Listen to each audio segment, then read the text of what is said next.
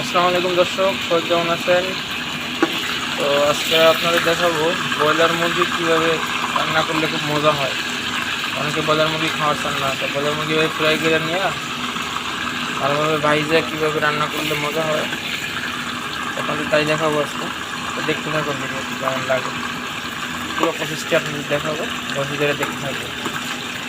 তো সবাই সঙ্গে থাকুন, সুন্দর একটা ভিডিও হতে যাচ্ছে, দেখতে থাকুন সবাই। দর্শক দেখেন, এভাবে ভাজা নেবেন আপনারা। আমি এভাবে ভাজা নিচ্ছি, আপনারা এভাবে ভাজা নেবেন। মুরগি ভাজা হয়ে গেছে কমপ্লিট। তো আপনারা চাইলে আরও কম ভাজতে পারেন, আমি উঠাই নিচ্ছি মুরগিগুলো, এখন উঠে নিচ্ছি, ভাজা হয়ে গেছে। তো আপনারা চাইলে আপনারা এভাবে ভেজে নিতে পারেন,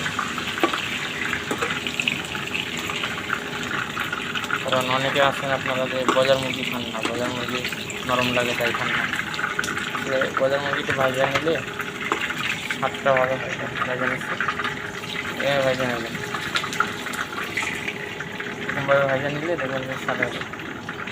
দেখতে থাকেন কীভাবে রান্না করি আলু দিয়ে ব্রয়লার মুরগি, দেখতে থাকেন।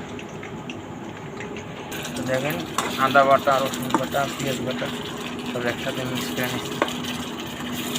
আদা বাটা, রসুন বাটা, পেঁয়াজ বাটা মিক্স করে নিয়ে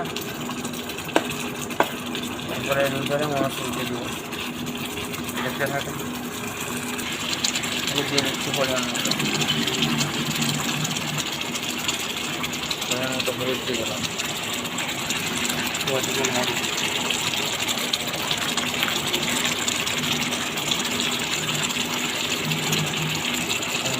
মরিচের গুঁড়ো দিচ্ছি স্বাদ মতো।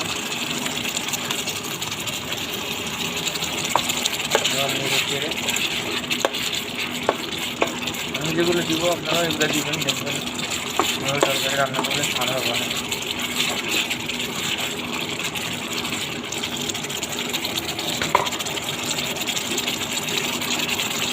এবার মশলা, ঝাল, এলাচ, তেজপাতা দিয়ে দেবো।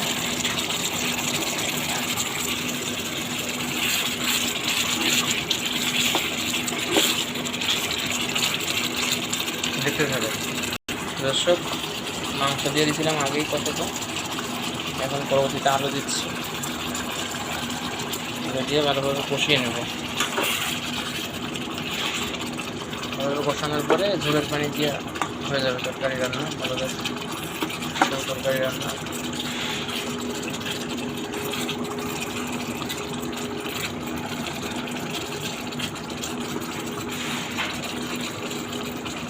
দেখতে থাকে দর্শক, দেখুন রান্না শেষ হয়ে গেছে রান্না। তো আপনারাও চাইলে দর্শক এইভাবে রান্না করবেন। তো আর 2-1 মিনিট একটু ঝোলটা নেয় নামাই দিব। তো আপনারা চাইলে এইভাবে রান্না করতে পারেন। যাই হোক, দেখুন কত সুন্দর একটা স্মেল আসছে, কালার আসছে। তো এইভাবে আপনারা পাতলা ঝোল চাইলে আলু দিয়ে আর কি ব্রয়লার মুরগি রান্না করতে পারেন। সবসময়ের জন্য চেষ্টা করি আপনাদের ভালো মন্দ দেওয়ার জন্য ভিডিও।